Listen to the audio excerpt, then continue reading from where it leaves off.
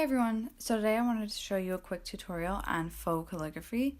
So for faux calligraphy, you are manually putting in the downstrokes. You are writing with a mono weight pen and then simply going back afterwards and adding in the downstrokes where they need to be.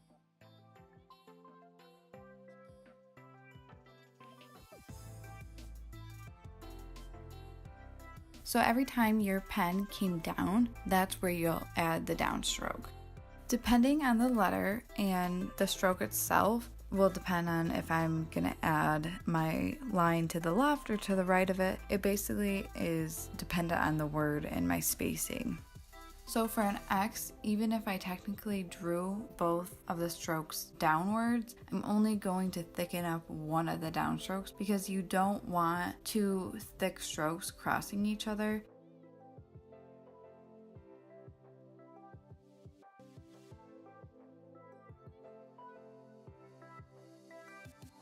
So another thing to note is that there should be a clear difference between your thick and thin strokes, so your up and down strokes. So I typically like to have the stroke at the bottom come a little bit skinnier and not be so dramatic of a thick to thin.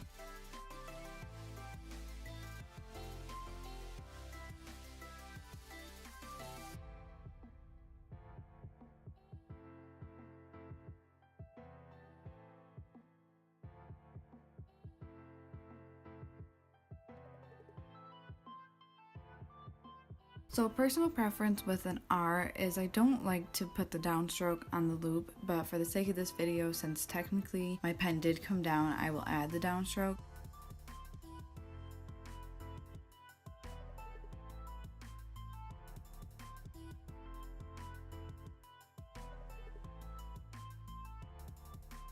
So let's take the letter A for example.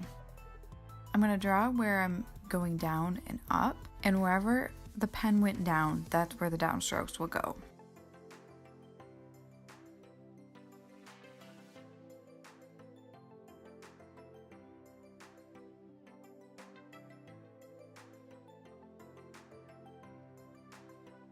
I'm going to do the same thing with the letter B. I know it's kind of hard to see what I'm doing, but lefty problems.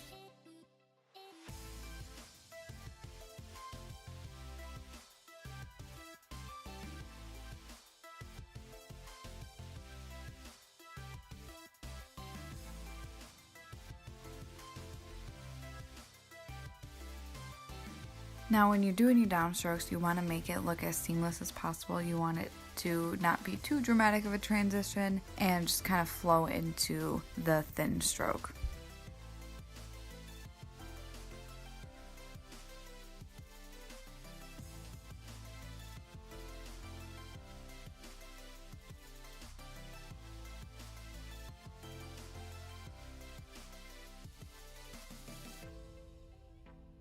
So a J is pretty just standard, you just make one stroke, it's pretty easy, but the K is a little bit of a different story.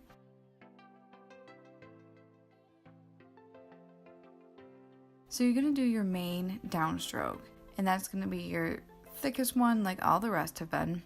But for the next half of the letter, both of those strokes technically go down.